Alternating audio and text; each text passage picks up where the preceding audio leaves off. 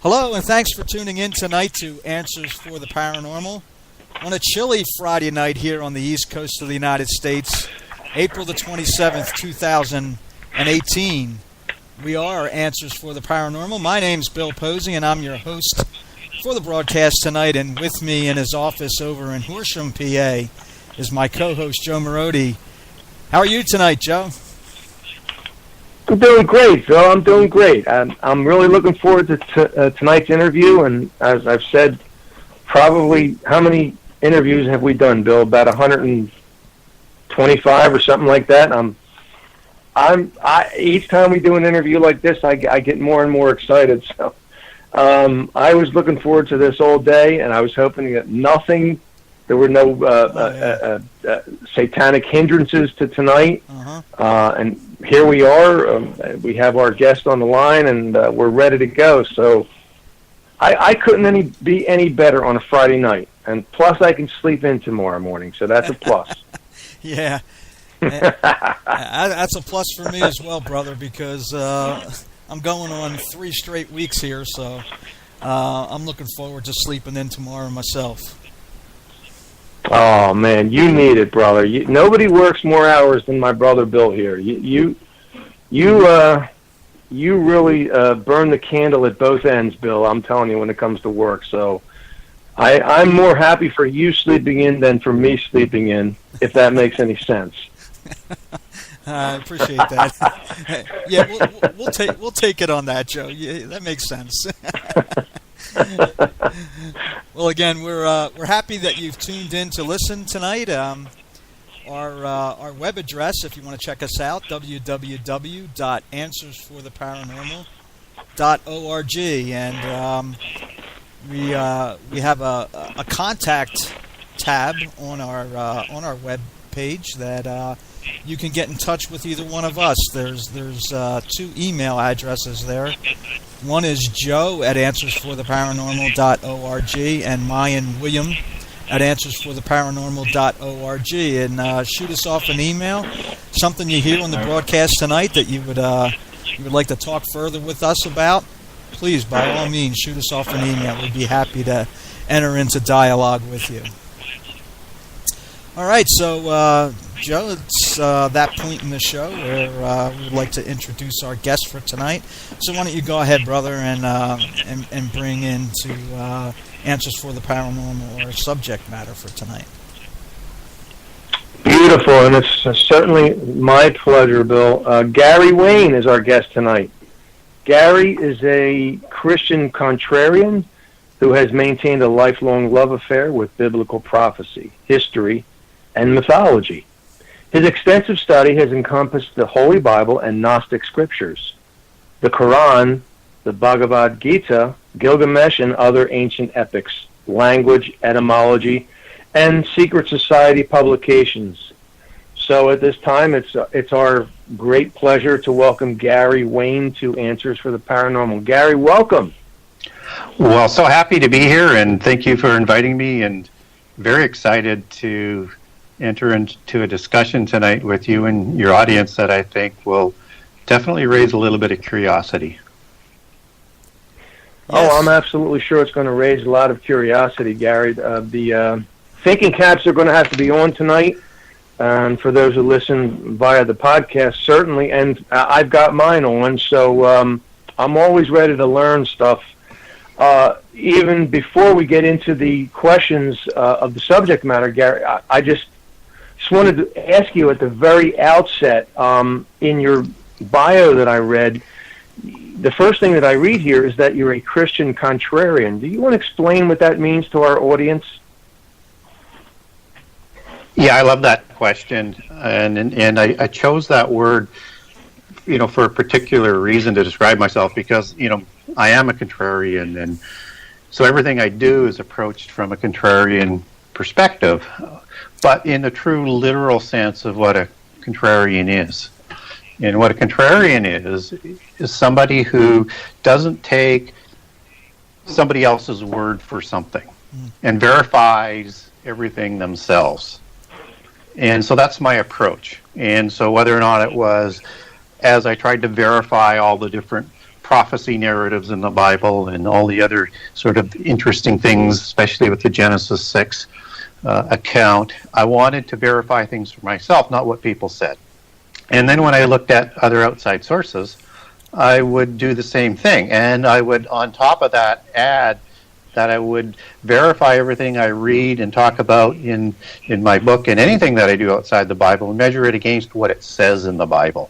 So I'm a contrarian in the sense that I want to get down to the detail and I want to get down to the true answers. Yeah, that's a great answer, Gary. And, I think that for most people, what we're going to talk about tonight may be something that they've heard but haven't really considered what the Bible is telling us there. And that's why you wrote this book. So could you give out the title of your book, Gary? Yeah, the name of the book is called The Genesis 6 Conspiracy: How Secret Societies and the Descendants of Giants Plan to Enslave Humankind. So sort of right in from the outset of the title of the book that you're going to be going into and down a path that is not regularly traveled unless you're already into this genre. And if you are, then you're going to learn a whole bunch more. But I'm going to try and walk you through it from the beginning and connect the dots over the last 6,000 years and give you a ride that you probably can't find elsewhere all in one book. So it's a 6,000-year connect the dots investigation into what I call the House of Dragon. Very good. All right, Gary. So let's get into some of the book here. Now, in the beginning, you trace this conspiracy back to the garden. So can you explain that? How does this begin there? It's a very, very good question because obviously Genesis 6 is, 4 chapters removed from the Eden account. But everything in the Bible is interconnected. So what is happening in Genesis 6 is just sort of a manifestation and a consequence of what has happened before. And so if you go back to Genesis 3:15, and understand for everybody, when I talk about the Bible, I have a very literal approach. I don't have an allegorical approach. I only read the Bible literally and only do the allegories that's defined within the context of the Bible. So any allegorical interpretation is self-interpreted within the Bible. Other than that, strictly literal. So I don't do an allegorical approach, which tends to be the Gnostic approach. So when I talk about Genesis 3:15, you have this account after Eden, and I'm going to move back to Eden in just a second. You have an account where you have Eve as the mother of all living at odds with the seed of the serpent. And now, whereas Gnostics will go in and people who read the Targum will suggest that is the seed of Cain, I don't go there because you can't substantiate that scripturally, only allegorically. But what I do look at is what happens in Genesis 6 is a fulfillment of that seed of the serpent. And so when we now move back into Eden, when you get the Adam and Eve account, as Eve is created a little bit later, as everybody knows, I think, you have not only a special sort of creation going on with Adam, with the breath of God being breathed into him and forming him for a special purpose. And I'll just come back to that in a second. And you're also introduced to a serpent that is an Akash, as opposed to Seraph, which is a fiery serpent-like angel, and you'll see that in Isaiah 6 and in Numbers and in Deuteronomy where Seraph is used, as you take that back to Hebrew. But Seraphim is used in Isaiah 6 twice. And you also have Satan, who is also depicted in Revelation 12 as a serpent and a dragon.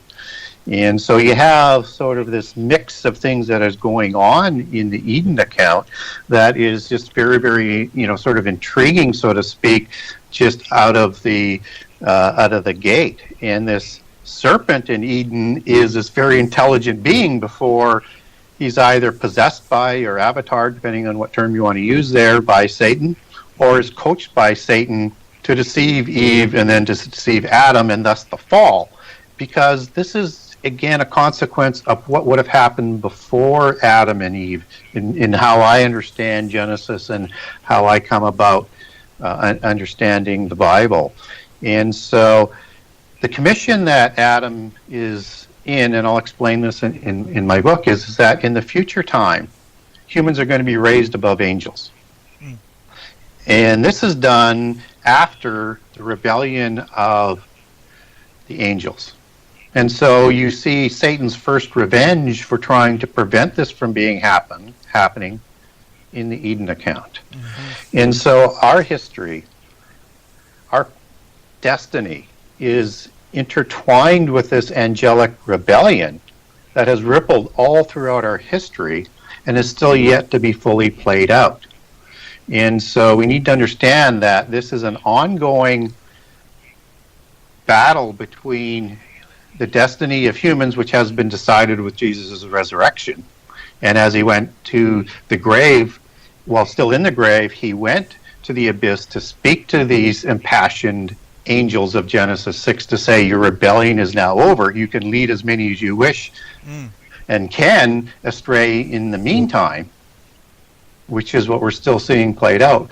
But that rebellion was officially defeated with the resurrection of Jesus, because they didn't see or predict the resurrection.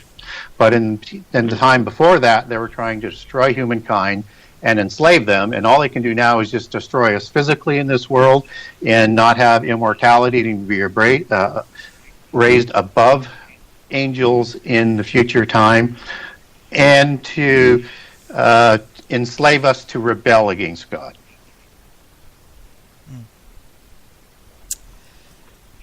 Joe, you have anything you want to add? Not yet, brother. Okay. Close, though. Okay.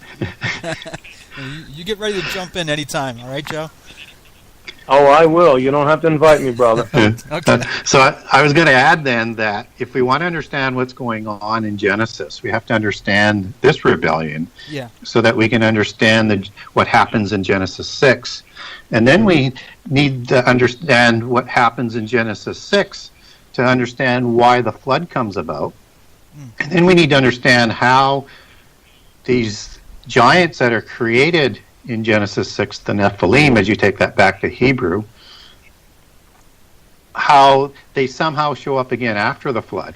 How the religion and the sciences and the technology that they partnered with to usurp the antediluvian world, the world before the flood, and become the kings, and how they also partnered with these fallen angels and the descendants of Cain, how these peoples and organizations resurface again, organizationally in place and as partners to affect the early post-diluvian world, which we see at places like Sodom and Gomorrah and at Babel and all throughout our history, what the impact that they cause hundreds of years down the road as Israel is doing the conquest of the covenant land against these giants that somehow show up after the flood, how they've affected our complete history, what they're doing today, and how they're planning to bring about the end time and world government to bring on a day of destiny that they actually want.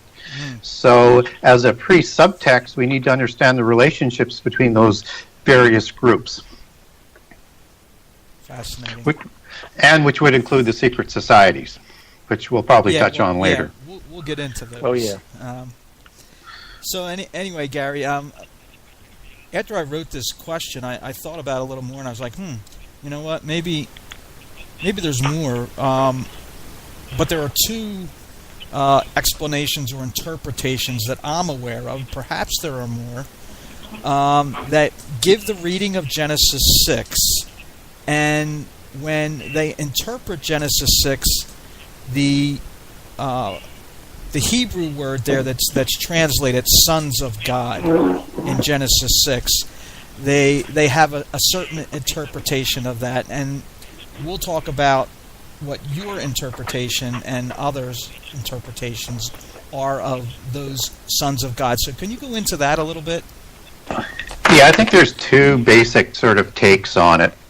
One is that the sons of God are Sethites and humans, and then the other one is essentially that the sons of God are fallen, rebellious angels. And as I mentioned a few minutes ago, I think the seed of the serpent is a fulfillment of what happens in Genesis 6. It's almost a prophecy thereof that it's talking about. Mm-hmm. But I recognize and I respect that there's two different views on this, and I'm not here to divide Christians. Right. I'm going to give people some things to think about. And if somebody wants, because I'll go through it fairly lightly as I can, there will be detail.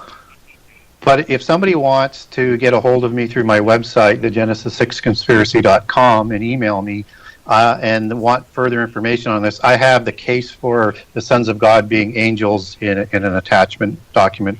I have the case for demons and the case for why the sons of God are not Sethites or New Testament sons of God. So having said that, if you want more information after the show, just get a hold of me.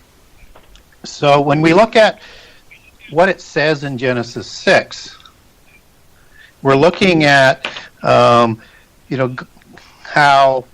the sons of God saw the daughters of men, that they were fair, and they took them, wives, all of which they chose. And that's in 6:2, and then in 6:4 we get kind of a restatement, and we get the offspring as being the giants, but I'll come back to that in a second. Yeah. Just wanted to touch on the idea that we have, as in, day 6 in Genesis 1, we have the same sort of accounting for the female here, where it says male and female, he created them. And you also have that in the genealogies of Seth in Genesis 5:2. And you have that here in Genesis 6 with the daughters of men. But you don't have that with the male partner here to create these giants. Yeah. And that's very, very odd, because I find the Bible not in contradiction ever. And it's one of the contrarian aspects that I like to resolve those issues that I have.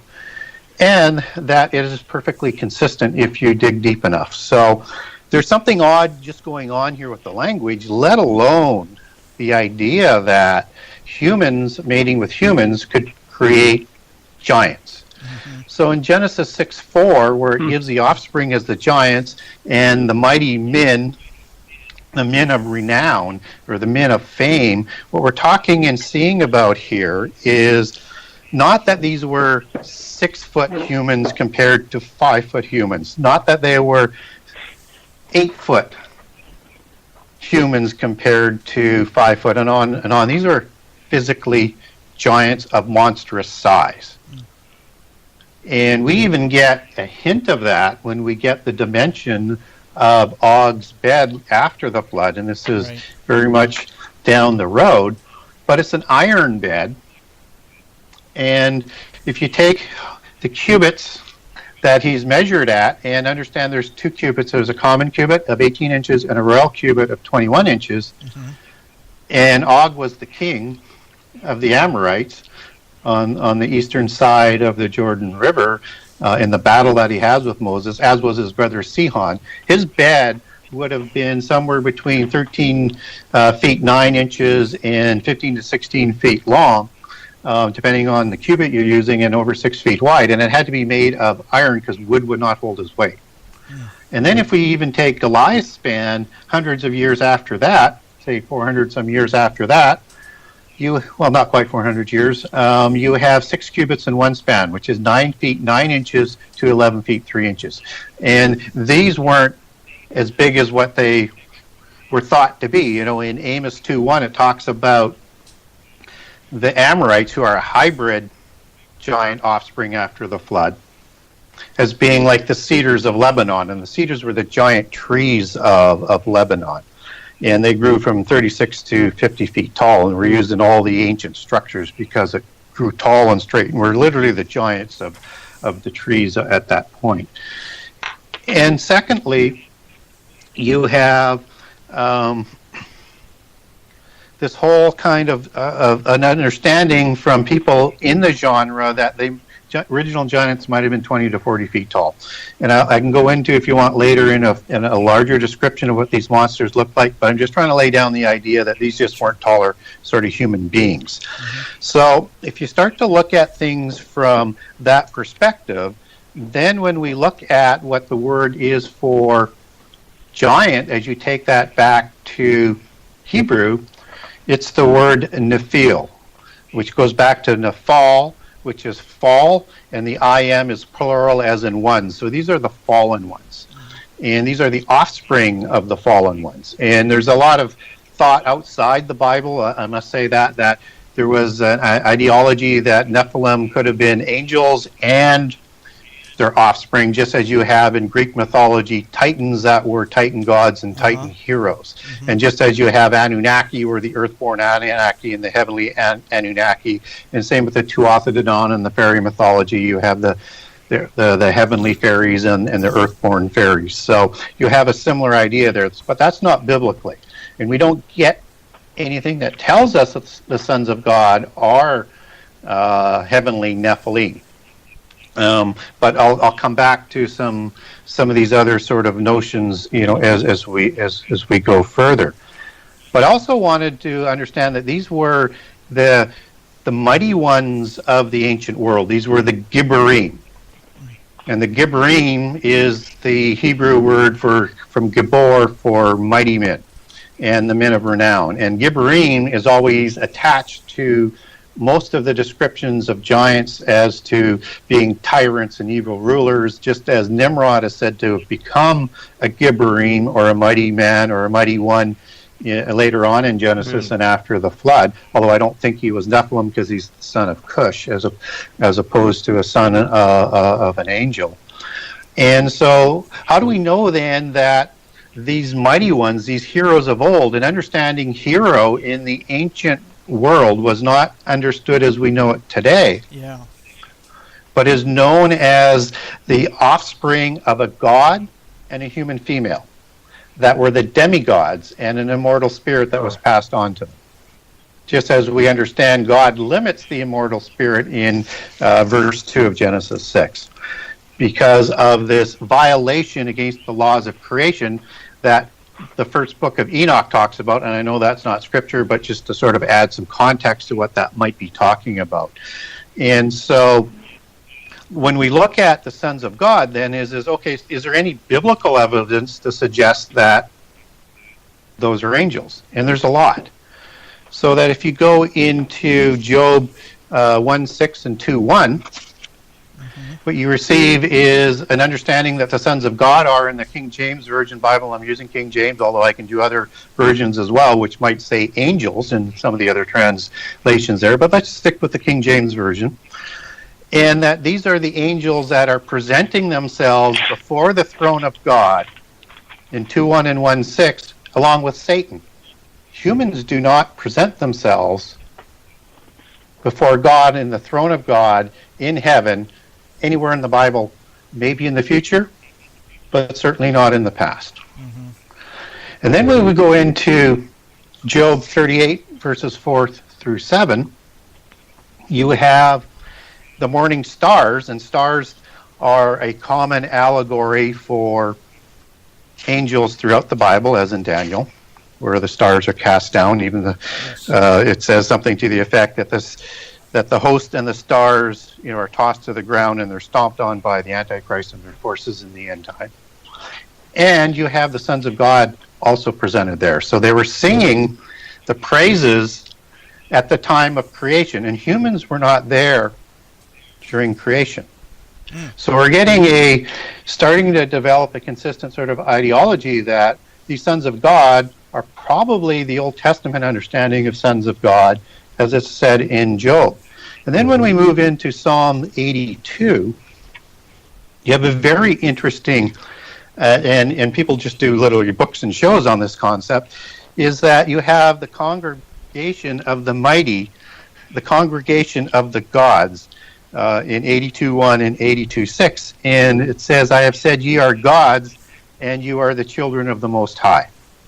So these gods, and if you take that back to Hebrew, it's El. And the plural of gods is Elohim, small e. And of course, if you take children back to Hebrew, that goes back to Ben, just as son is Ben in Hebrew.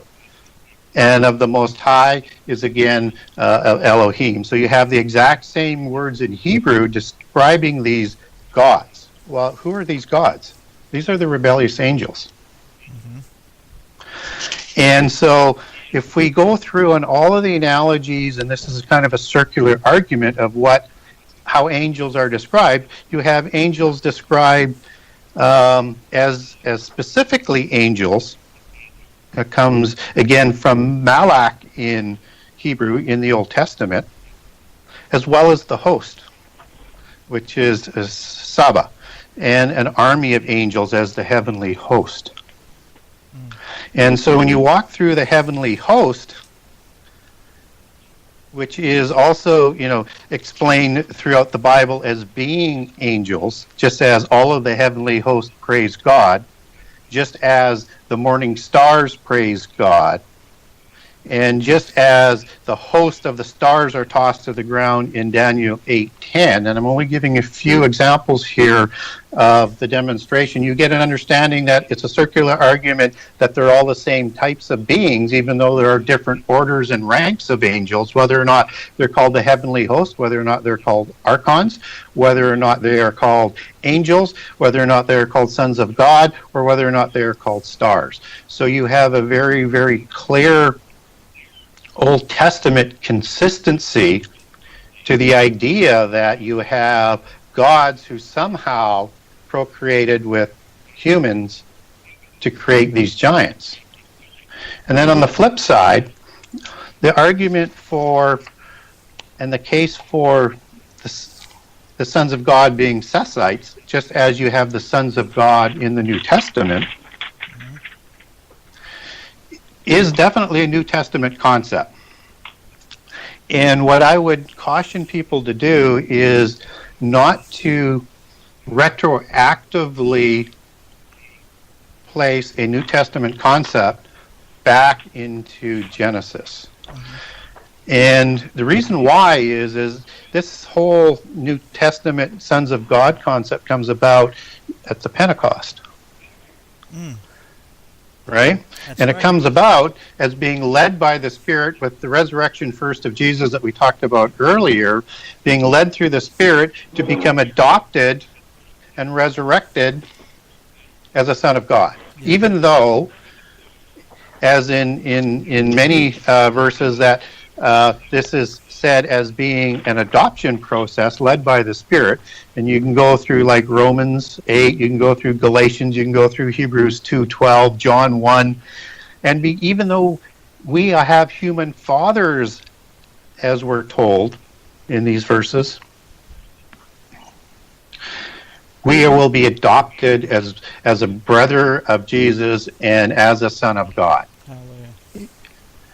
Once we're resurrected. So I would caution to move that back into an Old Testament setting. Then I would also look at the arguments that people might use in terms of, well, but it says children of God or a son of God in the Old Testament about 3 different times. One is in the Exodus, in the chapter of Exodus, and it's talking about Israel as the firstborn son of God.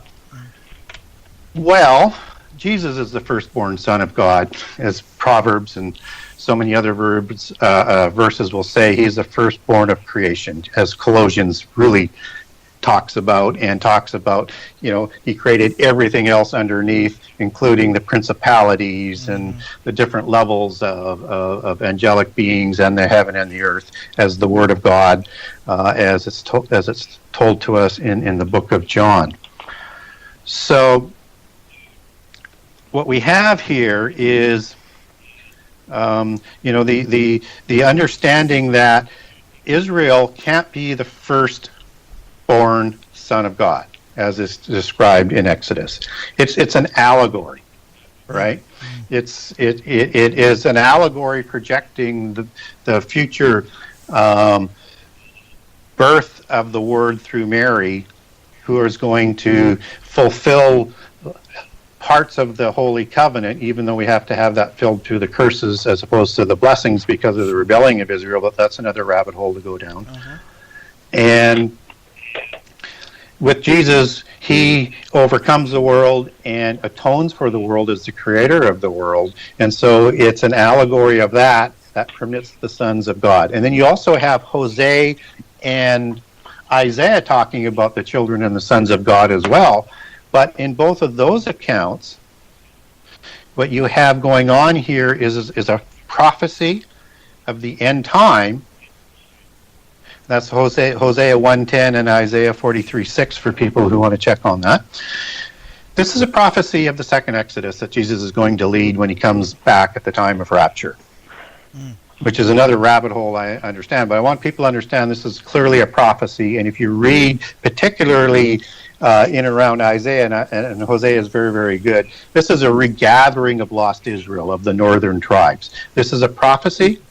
It is not talking about past events. It's talking about something that's going to happen in the end time after Jesus comes back, after the first sets of resurrection, because you have Jesus, the first fruits, and then those who died and those who are still alive in the first sort of sequence of resurrections that triggers this adoption process of the sons of God. Joe? Oh, I've got 3 questions here, Bill, but we might have to have Gary cancel his summer vacations if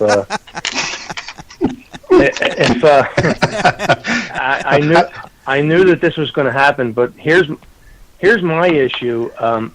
When I listen to somebody like Gary that has this wealth of information, has done has gone into the depths of research as he obviously has gone into. I think of those that are listening and the questions that the simple questions that might come up as a result of the questions and Gary's answers. So that being said, I have 3 questions, and one of them, Bill, really leads into your next question. So is that okay? That is fine. Yep. Okay. Bill, in your question, I think, as Gary answered it, one word came up, and then Gary also mentioned this word in regards to Genesis 6 and then back to Genesis 3, the word conspiracy. Now, this is a word that we hear a lot today, and it's really disparaged.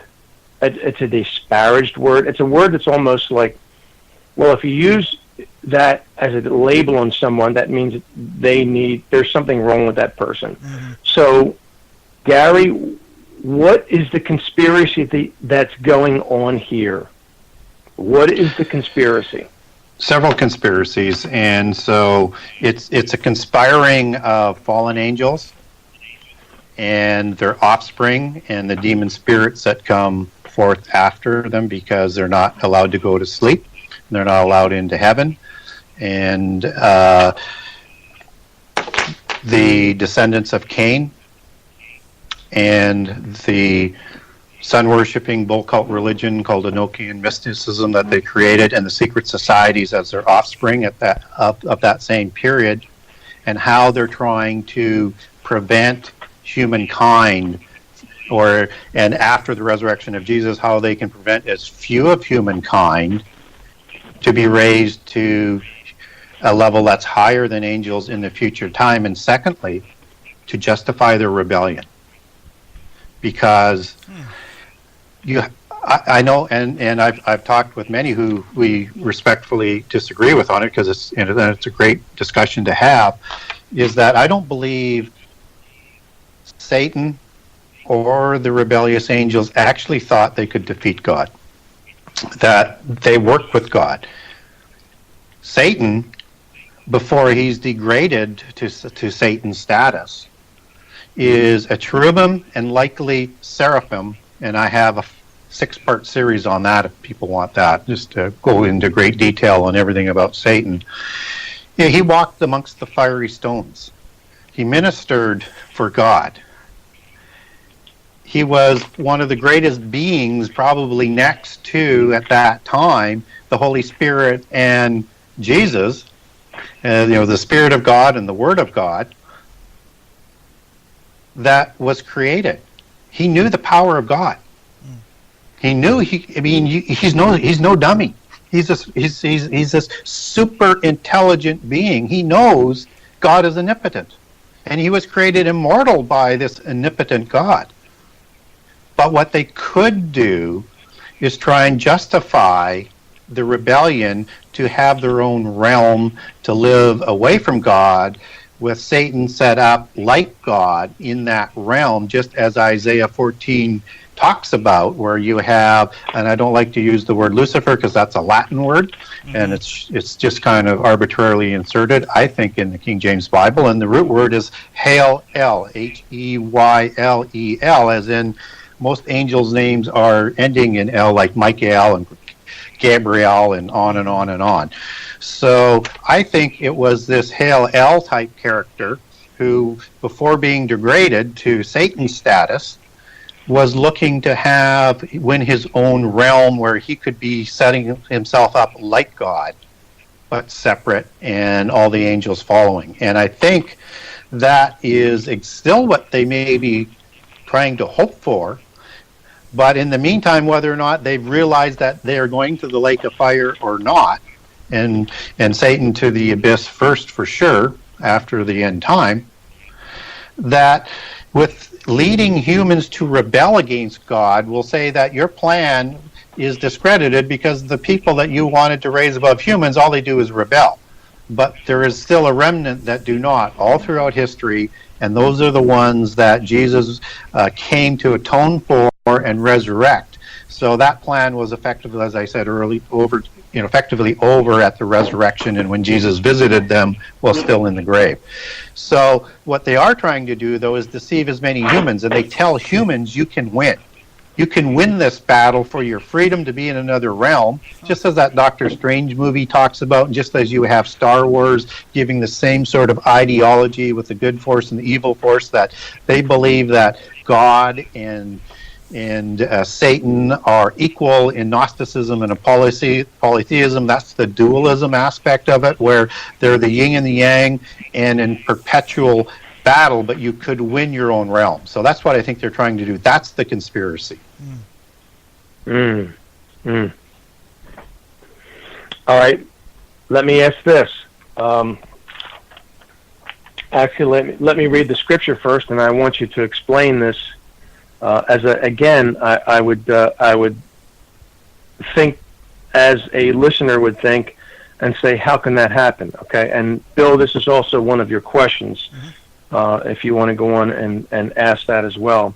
This is from Genesis 6. The sons of God saw that the daughters of men were beautiful, and they married any of them they chose. Now, I don't know what the King James version says, but that's what the NIV version says. What have we got going on here, Gary? Are we you're trying to tell me that fallen angels are marrying human women? So did they go in? Did they go find a wedding planner? Did they go find a pastor? Did they go find a church building to get married in? What is this married between the sons of God and the daughters of men? Yeah, that's another really, really good question. And again, if somebody can't sort of address that question in a way that makes some sense, then the whole sort of argument falls apart. At least how I would support something, because again, on the other side, I also use that argument on the other side. If you can't sort of answer these parts of the Bible, then your argument starts to fall apart. So Matthew 22:30 is very, very clear on this. It says, just sort of paraphrasing, that people won't be given for marriage in heaven because in the future time, we are going to be like angels in heaven, and there's no marriage in heaven, right? And these are spiritual beings in heaven. So how does a spiritual being come about being able to have sex with humans in Genesis 6 is really, I think, what that question is that you might be getting down to. Yeah.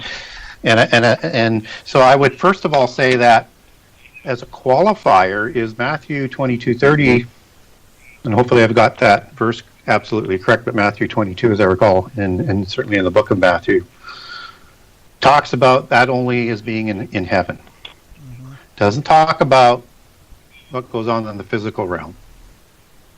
And so we look from that understanding then, and as the consequence of what happens in Genesis 6, it may be possible in the physical realm, and I'll get to that, how it's possible in a second, but it would be against the laws of creation, which is why, 2 Peter and 1 Peter and Jude 1:6 talks about these beings from heaven being in chains and in the abyss, as we come to know that, especially from Revelation 9.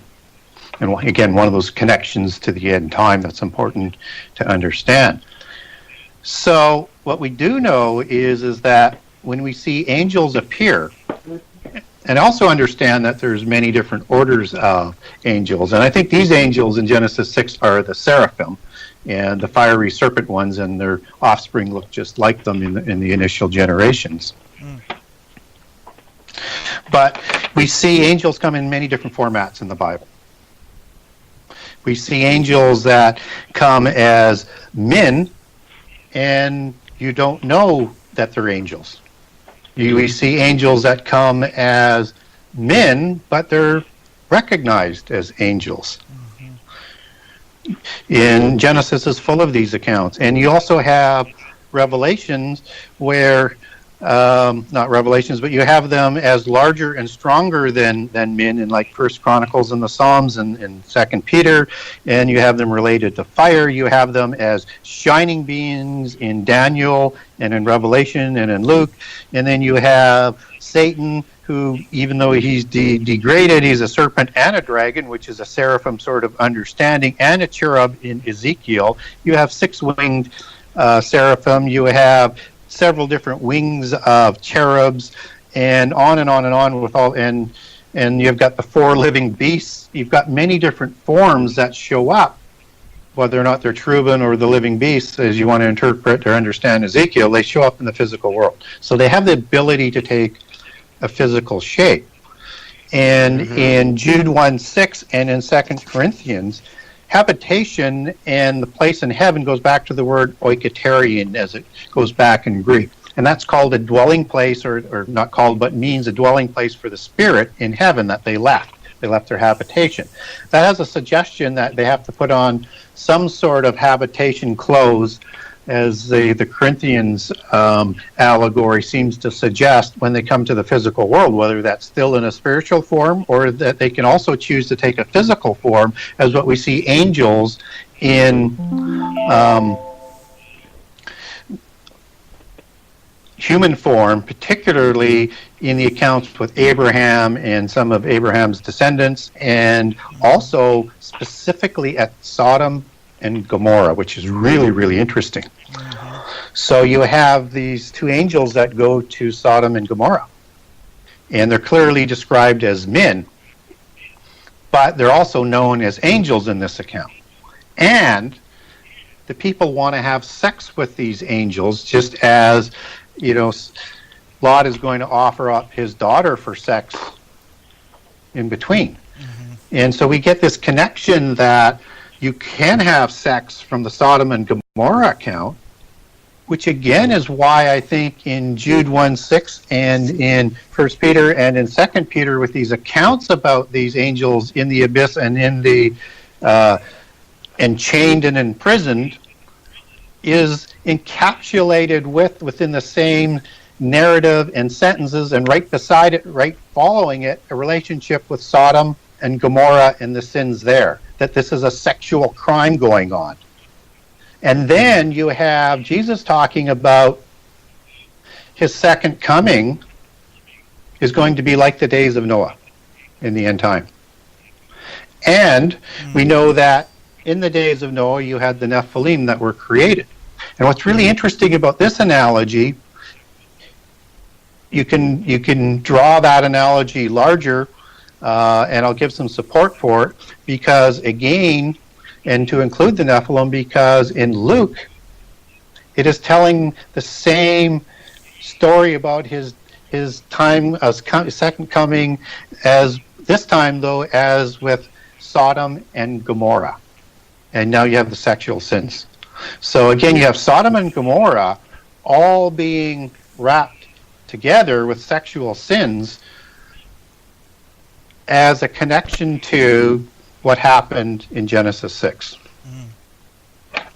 Mm-hmm. Gary, I think that's a great explanation of what's going on here. Well, I just sort of thought I didn't finish that off with saying, so they have a changeling capability, is what I guess what I'm saying. Yes. And that they can choose however they want to present themselves as, and probably whatever sex they want to present themselves as. Now, we don't get a female format of procreating, but again, and I can't say this for certain that this happened, because it's not in the Bible, but if we look at all the different pantheons around the world, which by the way are exactly the same with just different vernacular names to these gods and to some of the rituals that they have, you have parent gods procreating with each other, which are male and female, to create the second class of gods like Zeus and Poseidon, or Enki and Enlil, or Osiris and Isis. That's the second tier of gods, and they're also procreating. So again, from an outside source, that would lend to perhaps, a better understanding of what happened in the antediluvian world and where all these different gods and pantheons came from, is that somehow they had the ability to have sex. And in that world, and again, this is not Christian doctrine, they believe in the changeling doctrine. Mm-hmm. But we don't get that specifically in the Bible. But I would suggest that we just don't get that quote unquote, they have a changeling capability. We get the consequences thereof. Right. Awesome. All right, so Gary, let me go back for a second here, and I want to read from the King James, Genesis 6, and it says this in verse 4: "There were giants in the earth in those days, and also after that, when the sons of God came in unto the daughters of men, and they bare children to them. The same became mighty men which were of old, men of renown."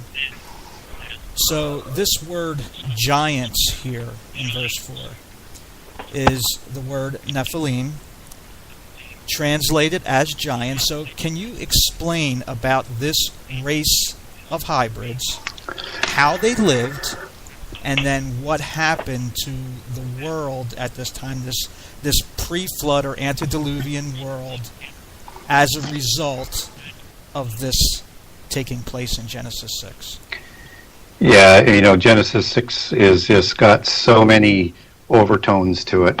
So let me begin with the idea of that what you just talked about. So the word giant is used many times in the Old Testament, but only 3 times in relationship with Nephilim, which will have an impact as to before and after, in terms of when the sons of God came to human females and created the giants or the Nephilim. The second and third time are in Numbers 13:33, when it says the Anakim or the Anakites are the descendants of giants. You take that back and it's Nephilim. And that's after the flood. Yeah. Now, all the other giant words that are used in the New Testament, whether or not it's in Deuteronomy or wherever, you take that back and the word is Rephaim. But we also learn in Deuteronomy 2 that Anakim are also Rephaim.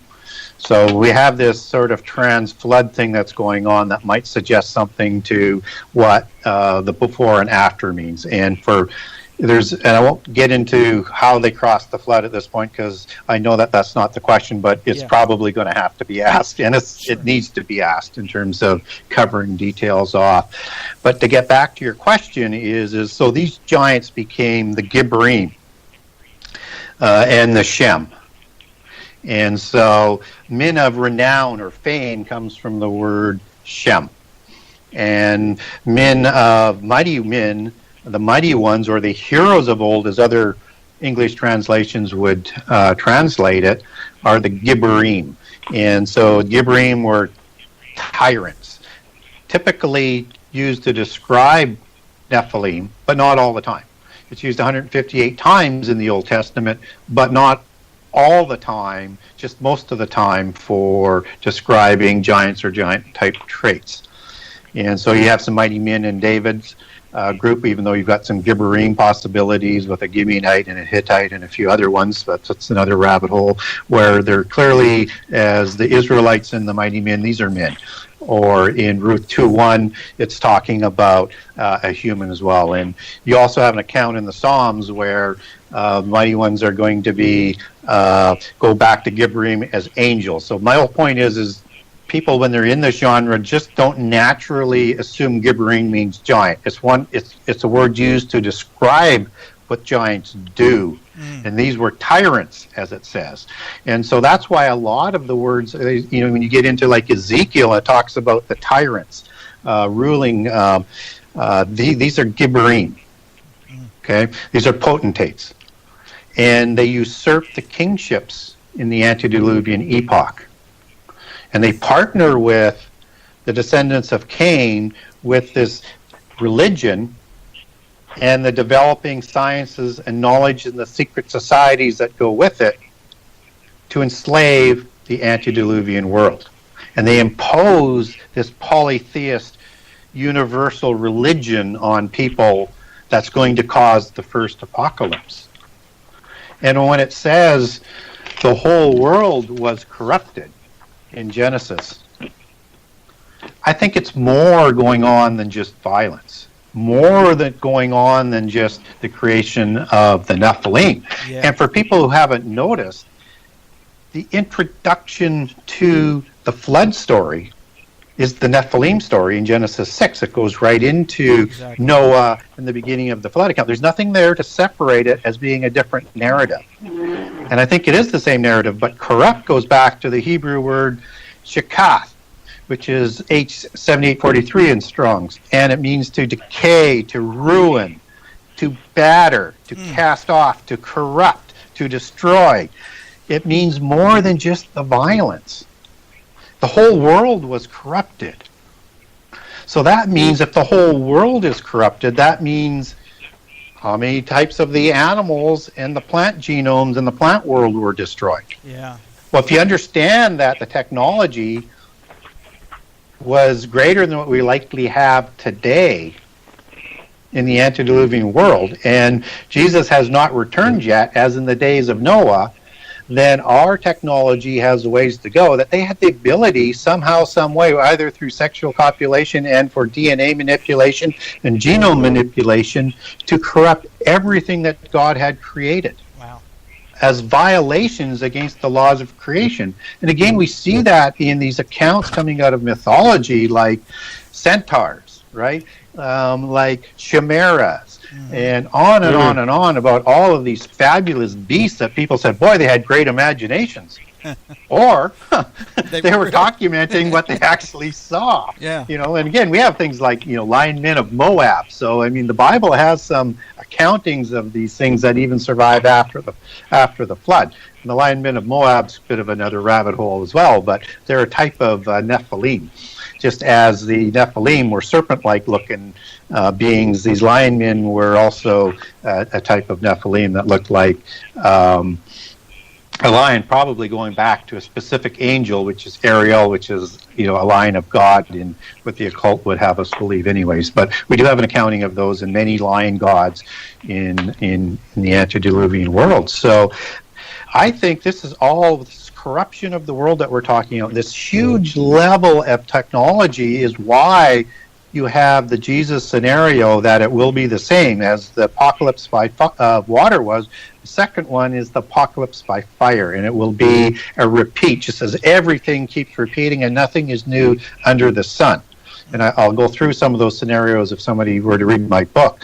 And I think this is also why when we look at the flood account, and oddly God sends all of the animals to Noah, it's because he knows which ones are not corrupted. Mm-hmm.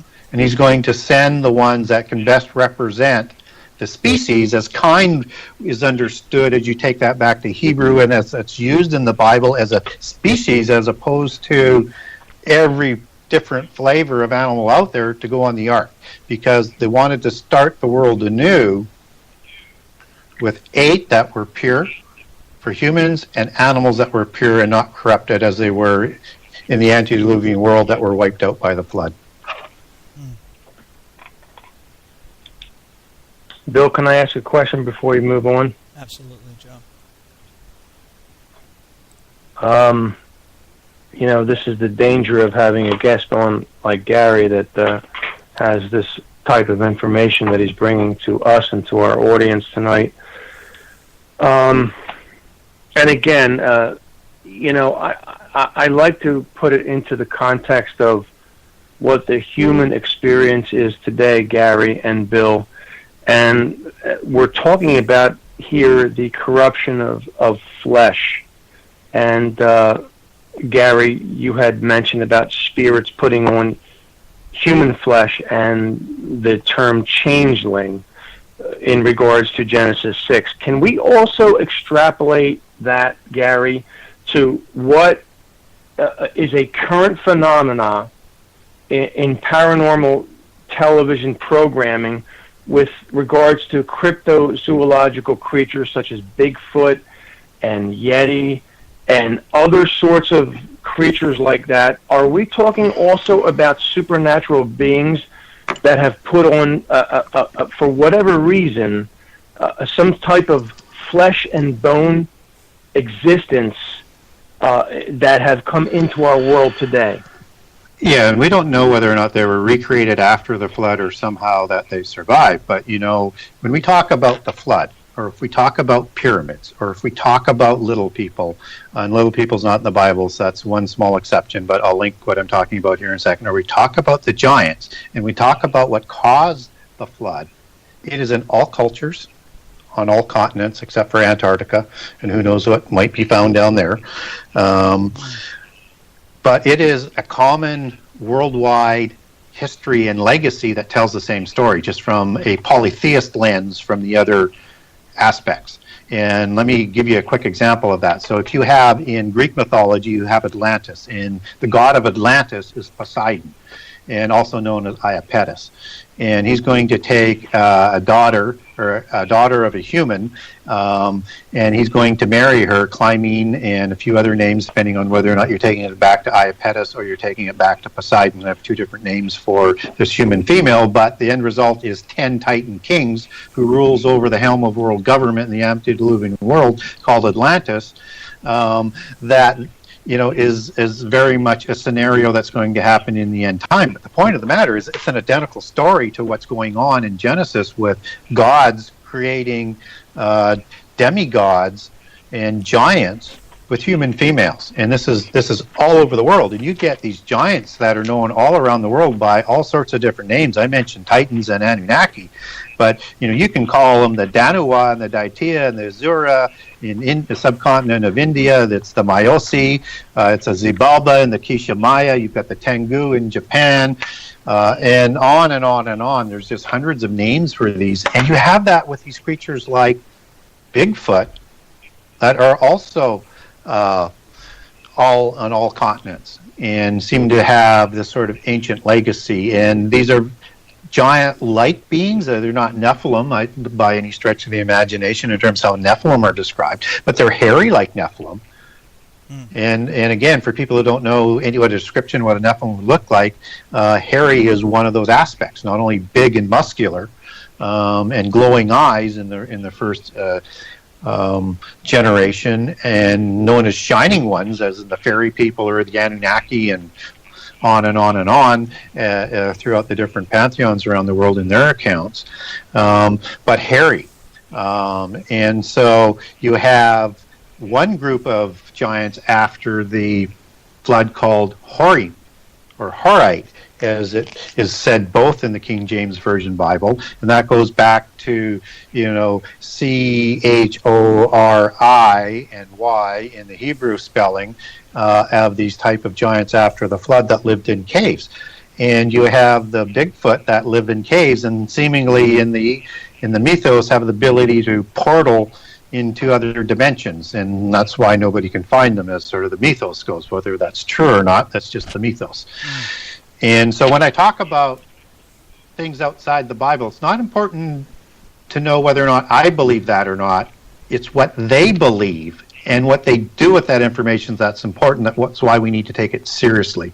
So I think there is a correlation whether or not they were recreated after the flood or somehow survived the flood, as occult accounts will have you with Nephilim and little people and Bigfoot. But they show up after the flood. And they still remain within our mythos today, just as we're just saturated with elves, fairies, and things like that, which is all interrelated to the larger Nephilim concept of the corruption and changing of beings that happened in the antediluvian epoch. Yeah. That your explanation there, Gary, leads right into my next question for you, and that is that.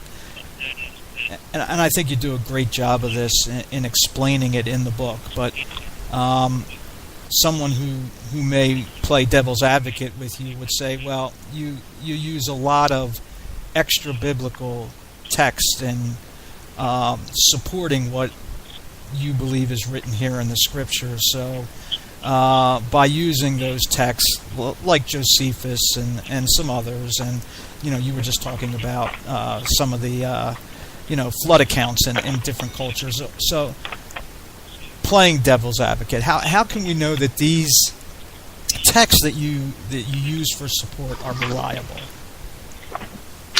Well, two things that I do when I use those texts. One is and remembering I measure everything against what it says in the Bible. Yeah. So where it goes in sync with the Bible, I think you can use that for additional context. What I put in the book that is not in sync with the Bible, what I'm doing is I'm telling the side of the story of the polytheists so that we understand that, because it's important for us to understand what they believe and what they're going to do with that belief as they try and bring on the end time and are trying to bring on the end time. So we need to understand what they're going to do so that we're not deceived because of the great deception and the delusions that are coming in the end time that's going to deceive even the elect, if that were possible, and by prophecy it will be. Yeah. That's awesome. All right, next up, as part of the title of your book, you talk about secret societies. So in the book you trace these back to the line of Cain. So can you go into that a little further as to how these secret societies have developed and how they survive today? Yeah, again, it's just extraordinary. And, when I was lining up information about different histories and mythologies for what it says in the Bible to write this book, it inevitably, somehow, some way, took me down the rabbit hole with secret societies. And certainly not what I intended to do. But when I started to read what they had recorded, I felt I could not leave it out. And that's when the actual name of the book turned into Conspiracy. Because these are the spurious forces. These are the evil forces that are working with the fallen angels and the demons to enslave us and to destroy us as much as they can. And so they take their history, and I'm going to talk about Freemasonic history, which is part of the secret society organization, And these are the same beliefs that are held by the hierarchies like the Rosicrucians or the Illuminati, but certainly taught and held at the 33rd degree of the Scottish Rite or the 3rd degree of the York Rite, and not always taught and hold below that, but being prepared for and brainwashed to accept all of these doctrines by the time they become illuminated and enlightened at the adept level. So, Albert Mackey is one of these sort of great sort of patriarchs of Freemasonry as they view him. He's up there with Albert Pike, maybe even higher. And he wrote a book that collected their history. He didn't do the Polychronicon because that's even more and larger, that they add on to the Bible in their Masonic society. But this book you can get by Albert Mackey, The History of Freemasonry. And what he does is take the history back that they built the Polychronicon on to before the flood. They take it back to actually in the time of Eden.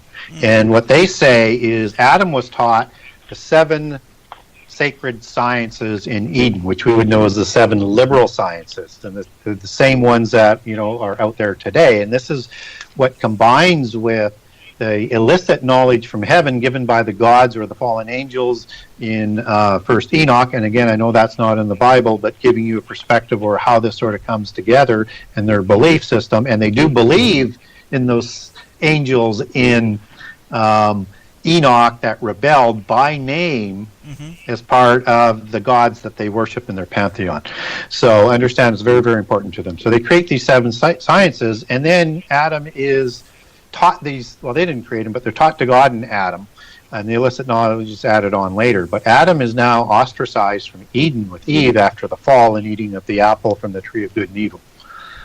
And then they have 2 children. One's named Abel and one is named Cain. And of course, Cain murders Abel and is now ostracized to Nod. And then Seth is born when Adam is 130 years old. And these two, this knowledge, according to the secret societies and the Gnostics, because that's the religion of the secret societies, which is a religion that tries to put all of polytheism back together as it was in the ancient world. So I call it global Gnosticism in my book. And so Seth will use this knowledge as taught from Adam in ways that are good to be agrarians and to live a life in honor of God and not add any idols or rituals to it at all, but only worship the God of the universe. Cain will take this in a totally different direction. Cain will use this knowledge to not give God credit for anything. He will use it to slander God. He will use it to dismiss God. And they will use it to develop knowledge and lead people away from God. Amazing coincidence to what science does today. Yeah. In terms of, but that's because the Royal Society, which is the invention of modern education, was created by the Royal Society between 1640s and 1662, and in 1660 it started up again and then has a constitution in 1662, and it started by the last of the sorcerers and the first of the scientists, the Rosicrucians and the Freemasons, who partnered to put this together to do the same goals in preparation for the end time that happened in the antediluvian epoch. Now, Cain teaches this to Enoch. And Enoch now becomes the most important patriarch in the Masonic patriarchs because he develops these into specific disciplines and organizes it and develops it to a huge level. And now you see Cain and Enoch building cities and doing all sorts of different things to develop it. And Masonry is the 5th science. That's where they get their name from. They look at geometry, which is the 5th science, as masonry, as what they credit Jubal with, as opposed to Jubal, who is one of the sons of Lamech, again of the Cain line, and people need to understand because they overlook it too easily, is that there's an Enoch both on the side of the Sethian line and on the Cain line, and there's also 2 Lamechs. And that all the names are almost pronounced the same as you go right down the list. Yeah. So it's easily conflated, especially by secret societies and Gnostics. But you need to keep an understanding that there is a good Enoch and an evil Enoch. And of course, Enoch, son of Cain, is the evil Enoch. Now, these Lamech and the three sons and Nama are the ones who are going to reinvigorate and take this knowledge to a significant level again, to an exploding level of knowledge like what we have going on today, and partner with the Nephilim in the sixth generation and in the time of Noah when Genesis 6 takes place and before the flood to totally control the world. And a religion is developed around this knowledge into the sun-worshipping bull cult that I mentioned earlier, and then into the mystery schools and the secret societies that Freemasonry takes their creation back to. So they look at their creation as being antediluvian and all intermixed with the creation of the giants and the rebellion of the angels and the rebellion of Cain and the illegal use of this knowledge to corrupt the antediluvian world. And they're doing it again. And so when we talk about where Freemasonry begins, that's where they believe it begins. And it begins with the original rebellion. We see it resurface after the flood, according to Freemasonry legends, where you have a person called Hermes, who's one of their great patriarchs. And he discovers what they call the two pillars of Lamech. And in the lower levels, that's known as Boaz and Joachim in Freemasonry, but it's the pillars of Lamech in the higher levels. And on these two pillars that are created before the flood, it has the seven sciences, some additional information, and where the knowledge that Enoch had developed and his progeny had developed was hidden. And they wrote it down into 36,525 books. And did in 9 vaults stacked on top of each other and buried them under the pyramids. Lamech finds these two pillars after Hermes finds these two pillars after the flood, finds the knowledge, brings that back to Mesopotamia, back to Shinar, and partners with Nimrod. These are the Freemasonic legends, I kid you not. And Nimrod and Hermes now develop this knowledge. And Nimrod initiates 1,000 master masons to start manifesting some tangible aspects of what they can do with this power, which becomes Babel Tower and Babel City. And we get a hint of this knowledge in the Babel account where, and again paraphrasing, that working together as one people with one language, literally nothing's going to be prevented from them from doing, so God disperses the people and confuses the language and puts an end to it. And Hermes goes with Mizraim and with Ham to Egypt to set up the first pillar over there, and then Nimrod takes the other pillar over and remains in Mesopotamia, because Shinar is literally in Babylonia and a transliteration of Sumer, and develops the Mesopotamian pillar, which the Magi come from. So again, we see this is the two religions that come from the antediluvian epoch, because Nimrod imposes this same religion that Hermes brings back, that is the Enochian mysticism of the antediluvian epoch, on all of the people that are with him at Shinar, which is, from the biblical perspective, all that there is in terms of people. So he becomes an Antichrist type figure, which is why I call him like a new Nimrod, the Antichrist like the new Nimrod in my book. And also, here's how much respect that they have in the secret societies for Nimrod. They call him one of their greatest patriarchs as well, and the first Grand Master of Masonry after the flood, who wrote the first post-diluvian constitution.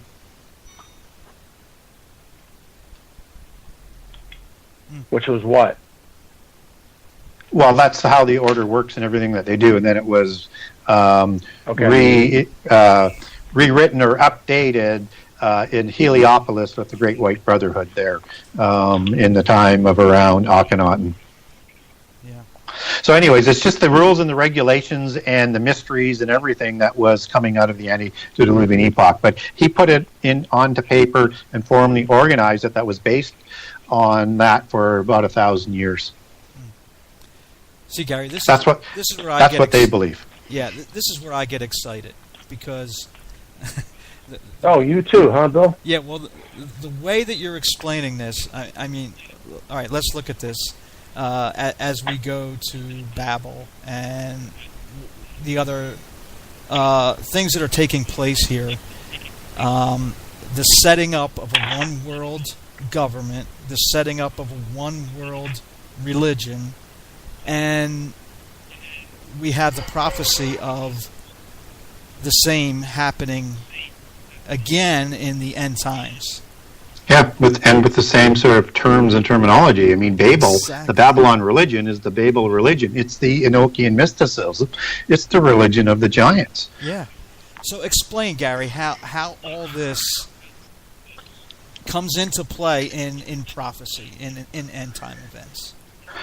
Well, there's a lot of interesting aspects to look at. So when we look at end time prophecy, you've got, obviously, in Revelation 12 and other aspects, you've got an angelic sort of injection, right? And in Revelation 12, you have the 1/3 of the angels who have fully rebelled. Who knows, there may be some that are rebelling at that time as opposed to before. It's hard to know, but we know fully 1/3 is going to rebel. And we also find out earlier on in Revelations that there are 10,000 times 10,000 and in other passages uncountable angels. So, but 10,000 times 10,000 is 100 million. So there's at least by the end time that comes, there's 33 million angels that will have rebelled. Some of these have been put into the abyss, but only the impassioned ones, the ones who violated the laws of creation, are put into the abyss. And these are also released in Revelation 9 as we get into the last 7 years. And so we're going to have that aspect. We also have demons that are mentioned in the end time. They come out of the mouths of the kings and the false prophet, and they're going to lead everybody to war in Armageddon. And again, these are sort of a reflection of some of the demon spirits. And I'll make the case in the book, and again, I've got a great study biblically for the case for demon spirits that, if somebody wants to get a hold of me, that I'll send you as well.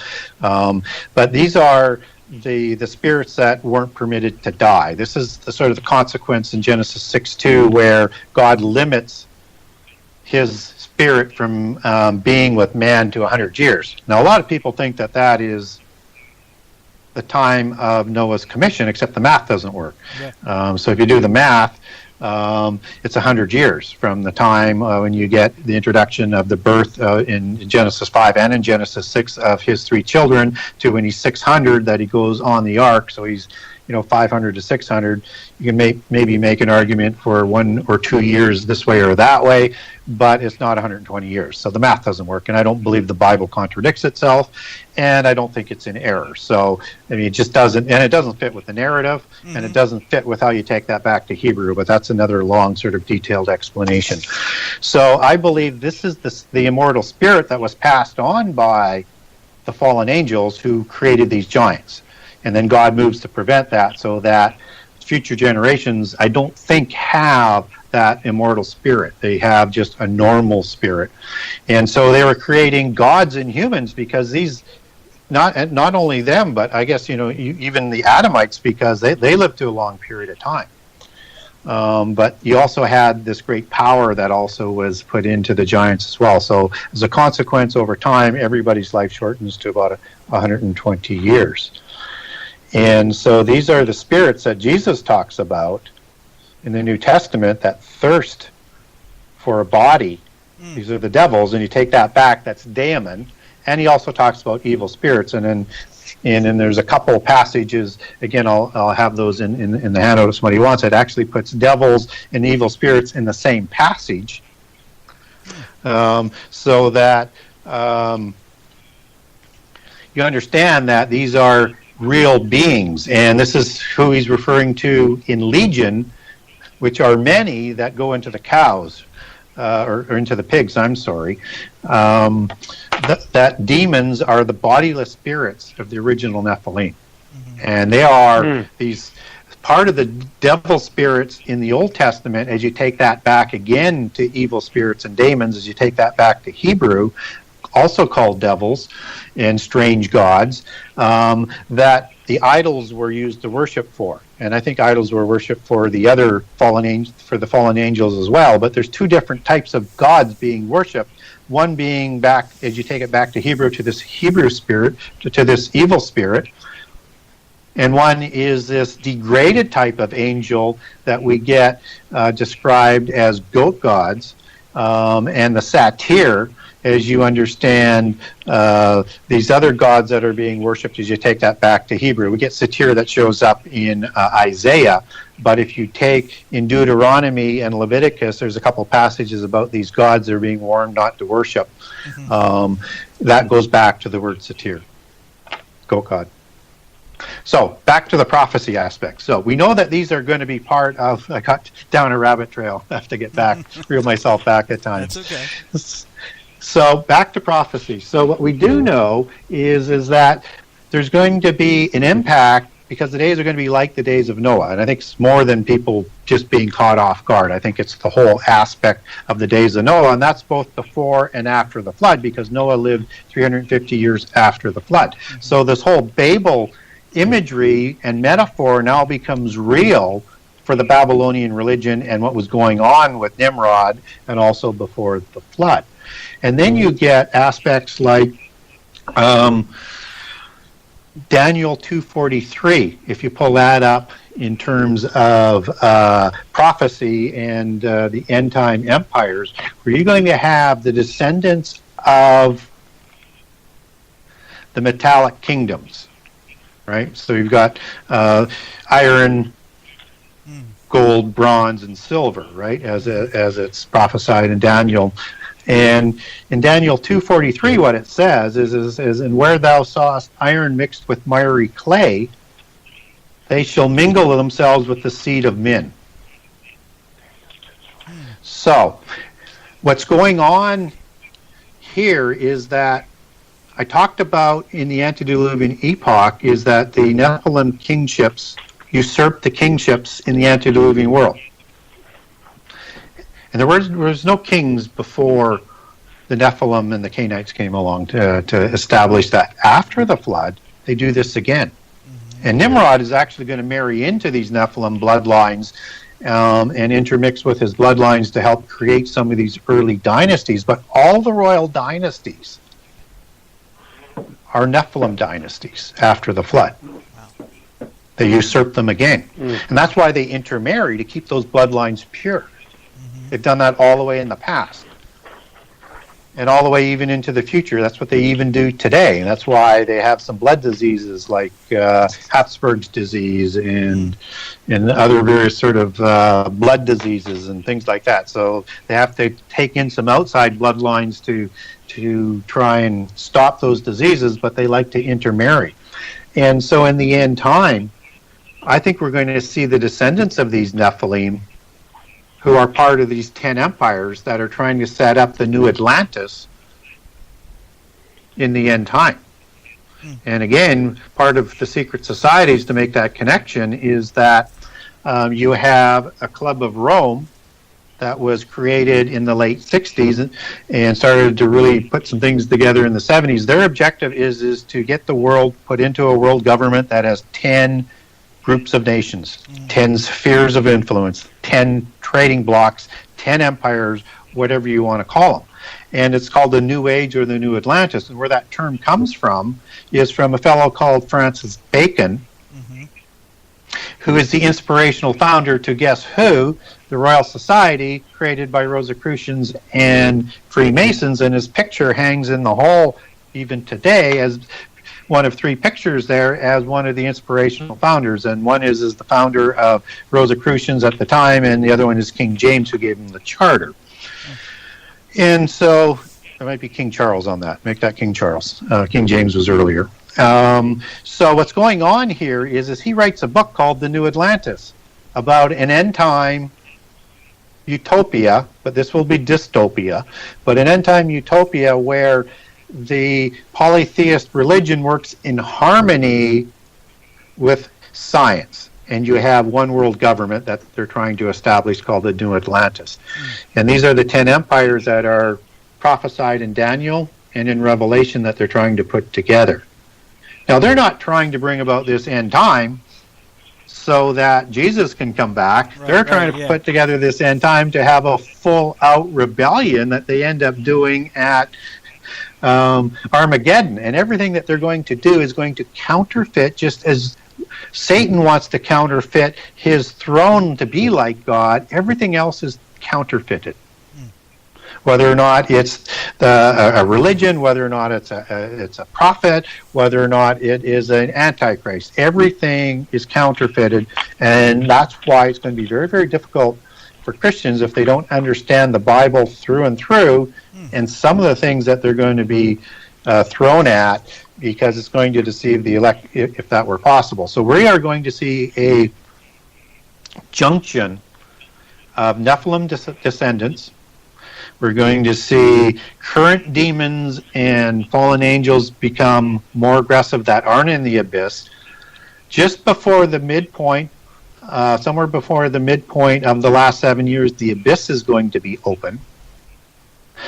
And you're going to have things crawl out like these scorpion beings, which is known as a crabaloo, knowing that Hebrew for scorpion is a crab, and it is in the Greek term in the New Testament will go back in reference to the Hebrew term. And the crabaloo were these scorpion-like beings that killed people with their tails and shot powerful weapons from their bows that protected the temples of the gods in the antediluvian epoch and protected the gates to Hades and to the underworld. And so these are part of what comes out. Plus you have this 200 million man army that is going to be formed of similar types of beings, which is the same as the Gog War. Understanding Gog is the name of a Greek giant, as is Magog, and come from Poseidon, who I mentioned earlier. And I think this has an aspect not only as nations and as leaders and as or demon spirits that are rousing these nations to war in the Gog War. And the same as in the Joel 1 and 2, you have this war before the Exodus that I talked about earlier and before Armageddon, as it lays it out in Joel 3 and 4, right. And you have the mighty men again being introduced in Joel as well in 2 occasions. And I can send a nice little handout on that if people want to see this. I did a complete 7 blog series on that leads from Amalek and Agag and Gog and leads into the end time. So I'll connect all of that if people want. But I'm just trying to give a hint as to how all of these things sort of come together. And this is a war that is, you have all of these nations that are going to try and destroy Israel, and God is going to stand up for Israel and protect them at that time, and it's going to look like Armageddon. Yeah. Then comes Antichrist coming in like the Christ and saying, that was Armageddon, and I am your Messiah. Right? Everything is a counterfeit. And the Gog War, I know people will say, well, isn't the Gog War at the end of the 1,000-year reign? That's another one, and here's why, and I'll just quickly point that out because I'm sure people are wondering about that. So in both Joel, where it describes this first war and then the Armageddon war, it comes with the Exodus, the second Exodus, which is a end-time prophecy. And then you also have in the Gog and Magog war, you also have that as part of the end-time prophecy as it comes in, not in 38, but in 39 you're going to find a reference to the second Exodus. And all the other second Exodus prophecies are an end-time prophecy where where the 7 shepherds come along with Jesus. And I've done a lot of work. I can do mailing out to people if people want me to connect the second Exodus to rapture as well. So this is everything that's going on as a deception that's going to deceive even the elect. It's going to be so incredibly deceptive. We need to understand what is going to happen, how they're going to counterfeit, and understand the language they're going to try and deceive us in. Joe, I know that you are Did I lose you guys there, or I just was I know Joe's chomping at the bit right now. So go ahead, Joe. Bill, I know that you got a bunch of questions here left. No, I'll try to limit my questions to again, a listener that would be listening casually and would have questions that would come to them naturally. So that being said, Bill, let me ask a number of questions here that would be based on what Gary has just shared with us. First of all, let me say a good thing is that you don't have to order the cassette tape to hear what Gary has to share with us. You can, again, we'll give information as to what this interview was all about on our site, and Gary will give out his contact information at the end. But the amount of information that Gary is sharing with us really can be overwhelming, and we certainly understand that. That is why we would encourage you to get his book, and again, we will give that information at the end of the program. With that being said, as we go along here, and for the casual listener, some of the things that you touched on here, Gary, in the last segment, where the pillars of Lamech and the knowledge of Enoch and the knowledge that was buried under the pyramids. And I want to bring that, and as we were talking about secret societies, one of the things that really today in our current culture that is descriptive or would remind one of what the face of the secret society is a pyramid. And we understand that we have a pyramid with some very cryptic information on it, on our currency. So, Gary, what is the significance of the pyramid today in light of all of what you're sharing with us tonight? Well, it's probably their most sacred building in secret societies. And so they believe that the knowledge that Enoch developed, he took and taught the antediluvians how to build the pyramids. And that the pyramids are antediluvian, not the propaganda, which I agree with on this part, that it was Khufu or Chefra in about 2300 BCE who built those pyramids. But this is the level of the technology, because and don't let people in science fool you today, we can't build that today. Right. I mean, just the ramp that they propose is a bigger project than the pyramid. And the level of technology it takes to do that is absolutely incredible, that somehow they lost this message or this knowledge. So this pyramid is antediluvian, and in fact, you get a depiction of a pyramid with a 52-degree slope on the victory tablet of King Menes, which dates back to about 3000 BC.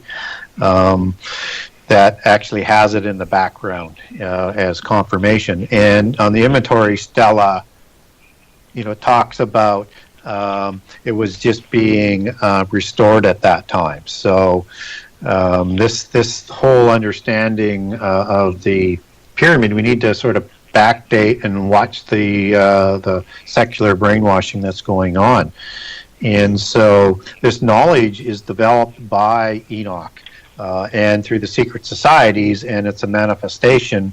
And they build these pyramids all over the world.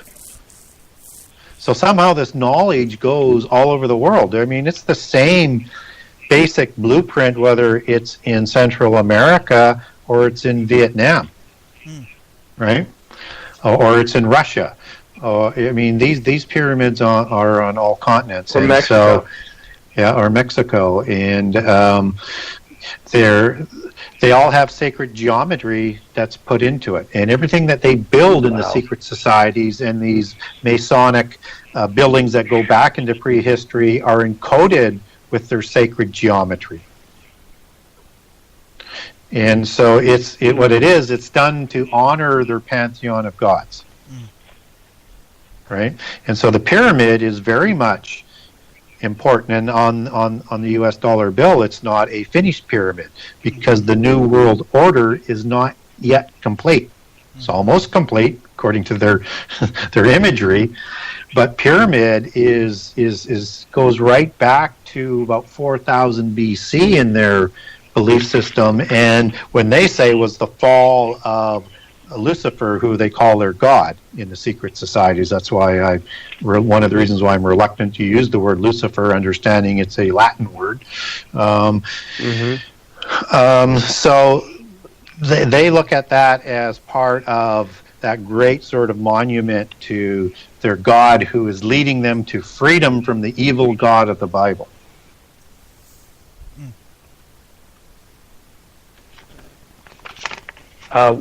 One more question from me, Bill, before you move on with your questions. Sure. Gary, you were mentioning a while ago the individuals Albert Mackey and Albert Pike, the founders of Freemasonry, and tying that back to Genesis 3.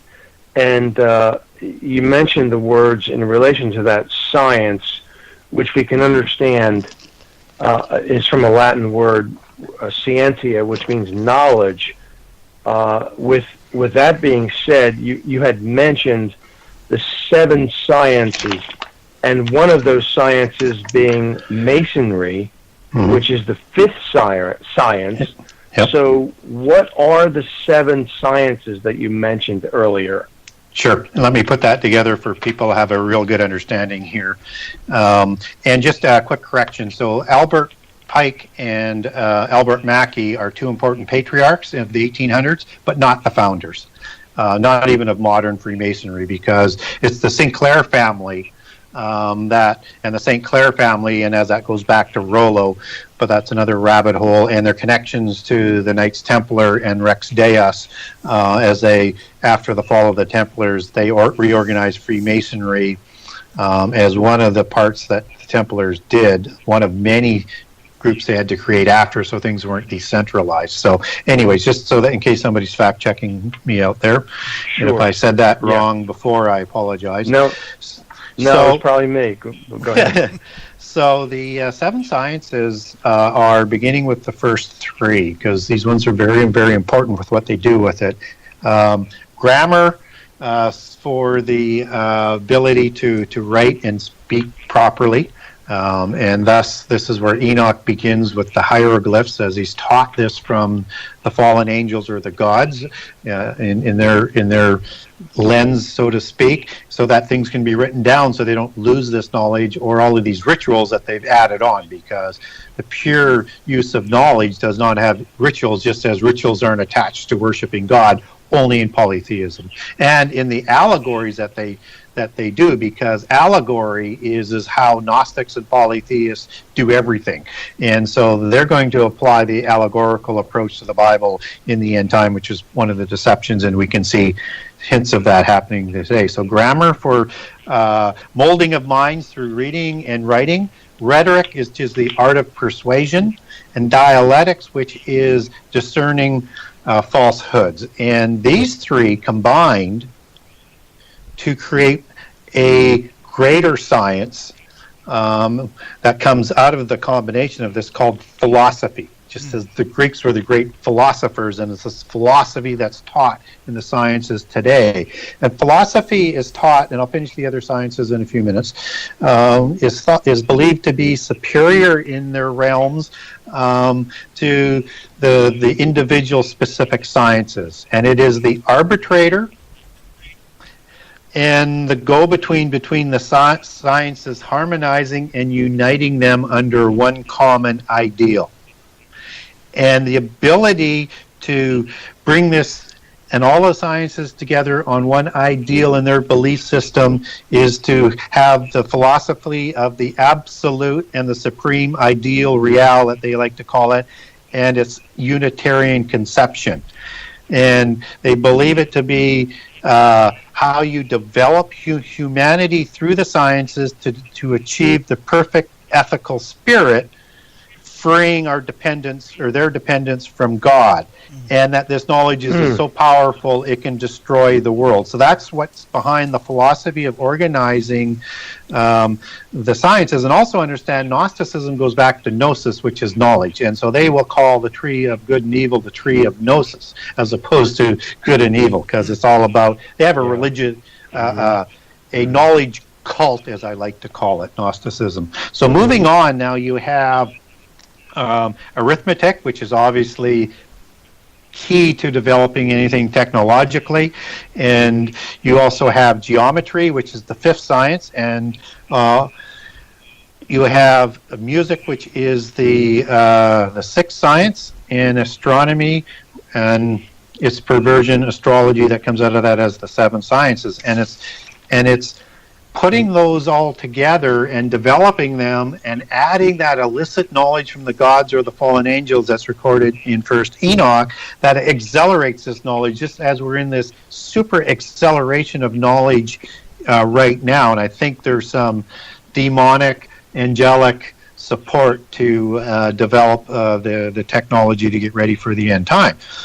Now, what's interesting to note is that those four children of Lamech that we talked about are significant patriarchs in Freemasonry, because Jubal, that's Jubel, develops music, which is one of the sciences in the antediluvian epoch, and music is, it just sort of crosses all sorts of things with its sciences more than the pleasantness of music. It actually has a technology to it. And Jubal, which is Masonry, develops that. And then you have Tubal-Cain, who is the greatest smith and artificer of the antediluvian epoch. He's the greatest metallurgist. And then, of course, you have Nama, who's just sort of known for kind of weaving in the Bible. But the reason why she's a patriarch with the secret societies is she was known for marrying giant angels, and producing giants. She's also known as Norea in Greek mythology, which has a derivative of Pyrrha, which is Deucalion's wife, who is the protagonist on the Greek flood story, and that is just a Nephilim survival flood story, because Deucalion is the son of Prometheus, and whether Prometheus is a Titan hero giant or a god, Deucalion is still son of that and a Nephilim.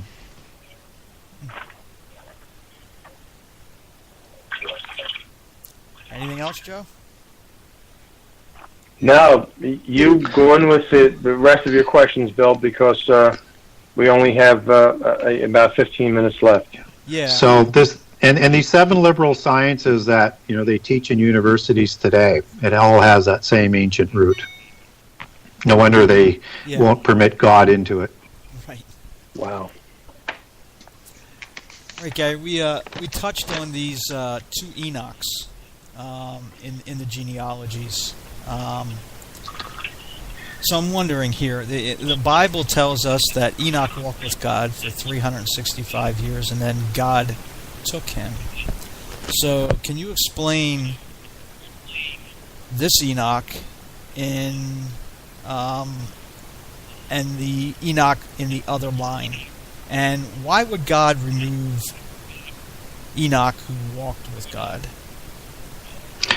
Yeah, those are really good questions. So the first thing is that it's important to understand there's two Enochs, because we do know that there was legitimate Enochian scripture that's recorded in the Bible. And Jude actually does a quote out of Enoch in the book of First Enoch, actually has that reference into it. But it seems, First Enoch does have some corruptions in it. It may or may not be the legitimate one. We can't verify it. That's why it's apocryphal, and it has some issues. But the first translation out of Giaz out of Ethiopia was by Alexander Bruce, who was a Gnostic and a Freemason. So one would expect some corruptions in there in that translation. One of that would be is that it lists Enoch at a few times, I think 3 or 4 times, one as 500 years old and a couple at 550 as that book unfolds. And of course, Enoch, son of Seth, is taken to heaven at 365 years, and sort of a rapture kind of event as we understand it, for lack of a better analogy. So both of them write scripture is the point.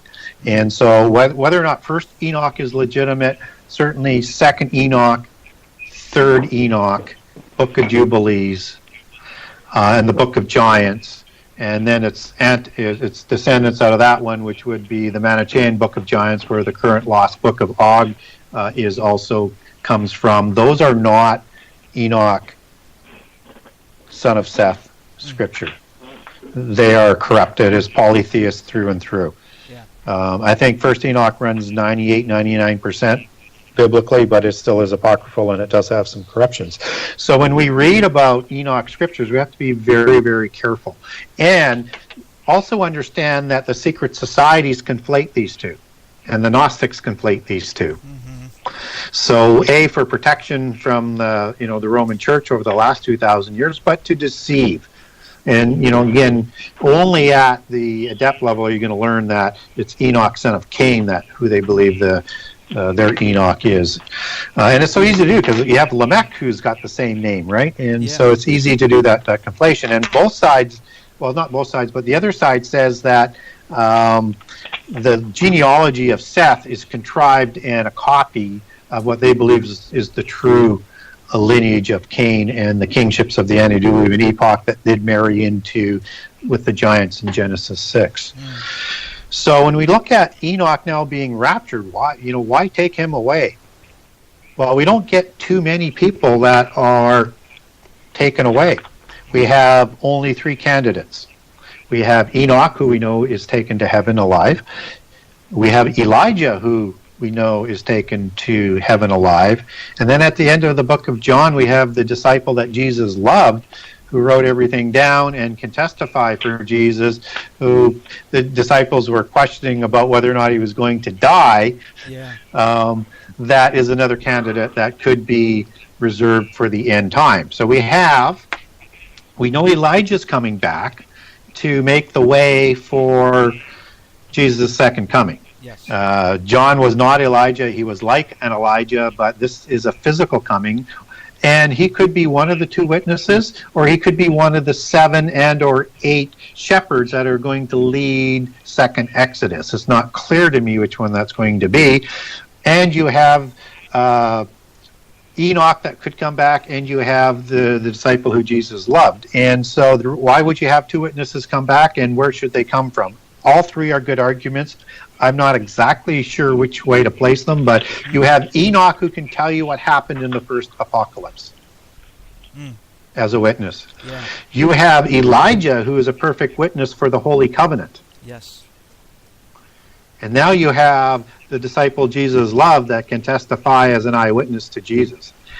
I think they all come back, and I would lean to Elijah probably making the way for Jesus, but being one of the 7 or 8 shepherds as it's talked about in the Old Testament. And so I would, put my speculation on the 2 witnesses, one being Enoch, one being the disciple Jesus loved as being the 2 witnesses that is talked about in Revelation.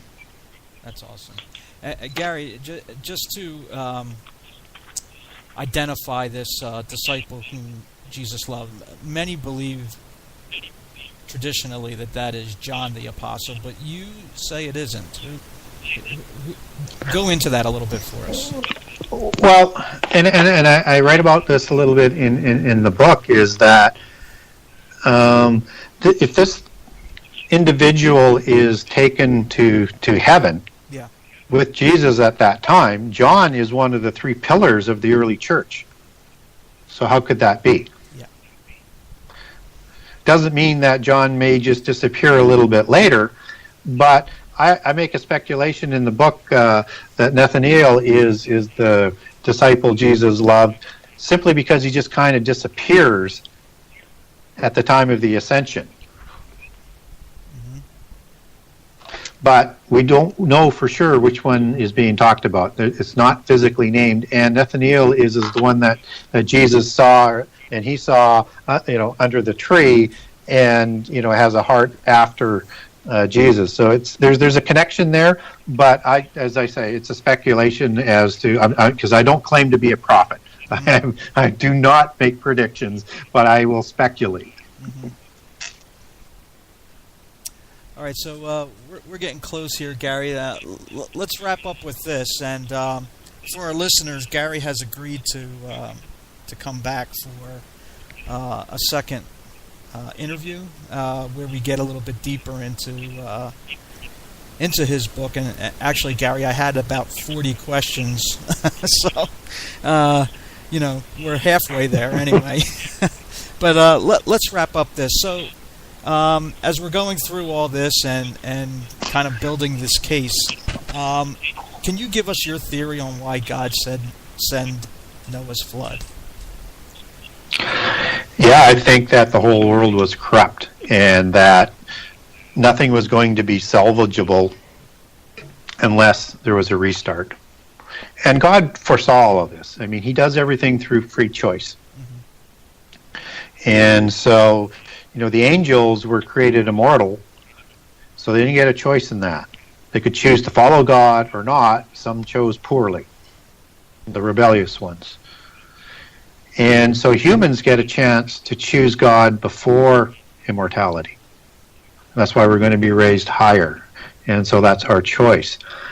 And so for this to happen, God foresaw all of the revenges that Satan and their patriots were going to do. So he was going to make sure that there was a specific example for all time to show what happens if you go the way of the fallen angels and the giants and their rule.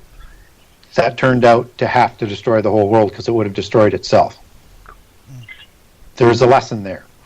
And just as God dispersed the languages so that wouldn't happen quickly after Babel. And he uses the example of destroying Sodom and Gomorrah, which the Gnostics believe is where some of the giants were recreated after the flood. And this is that destruction by fire that we're going to see in the end time, because they are going to take the world to that same brink in the second apocalypse. Nothing is new under the sun. This has repeated over and over and over. But the end time will not come about until the ordained time and until the restrainer is removed. And so the Antichrist spirit is always there trying to seize its wannabe Antichrist, but the true Antichrist will not form until the end time. And even in the end time with these bloodlines, there will be many Antichrists who are wannabe Antichrists. Only one will be. Joe, anything you want to ask before we wrap up for tonight? Yes, I do. What a fascinating conversation tonight. And before I ask this last question, I want to encourage those listening now live and also who will listen at a future date to tune in to our next interview with Gary, because tonight was really chock full of information, which really, for someone like me, needs to be listened to a couple times, if not more, to really be grasped. So with that being said, and I'm sure Gary is familiar with who Bill and I are and why we do what we do. Our history has been a history of presenting the paranormal from a biblical worldview, and that word paranormal is can be related to the same word supernatural, which means simply that it is beyond the natural world. So my question to you, Gary, in ending tonight is, and this is kind of like a teaser, and I don't mean this in a sense of entertainment or anything flippant like that, but it is really something that I would want to address in light of those who are listening tonight, to listen to the next interview. So, Gary, let me ask this. The paranormal today, we are in the middle of since probably the turn of this century, we are in the middle of a paranormal craze where people are so intrigued by the supernatural. We have paranormal groups that are forming daily and that are misleading humans today as to the true nature of what the paranormal is. So, Gary, how does it relate? How does the paranormal relate to what we are talking about tonight? Well, typically the paranormal world is two kind of concepts. It's basically the spirit world and aliens, and they're both interconnected in the occult belief system.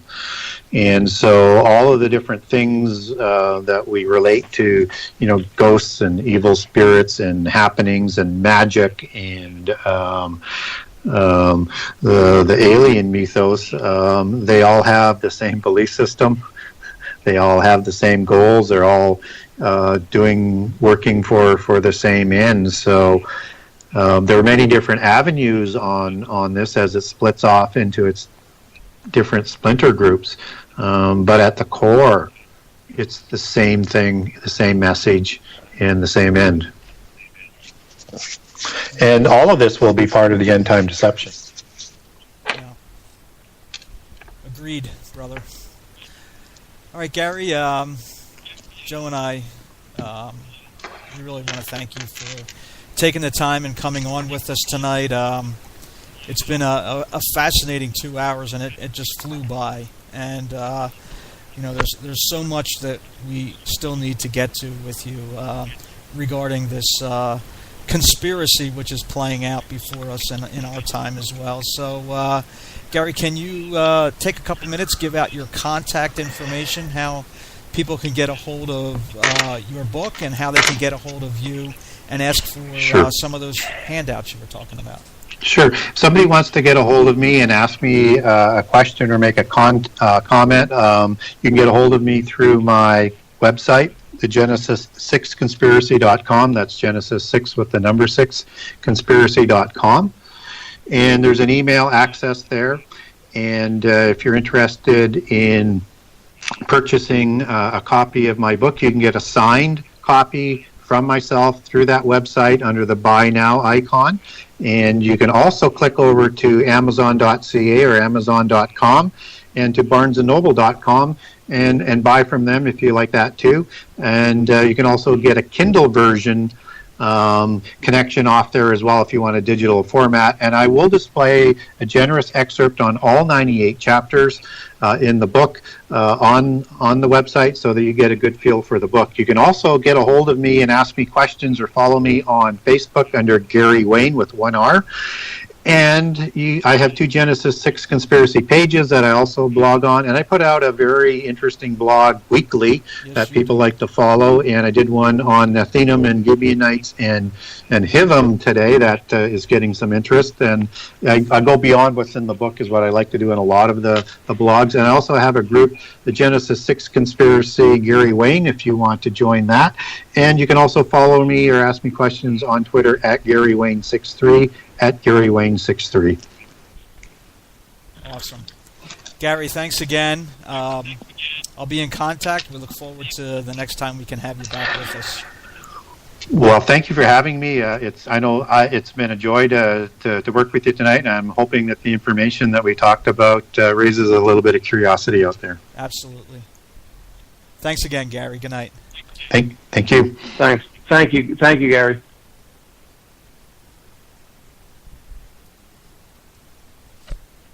Joe? Yeah, I'm here. How was that? How was that? Well, How was the show? Yeah. How did it sound? I just sort of fill air, so I don't know whether or not I explained things well enough or not. So how did it go?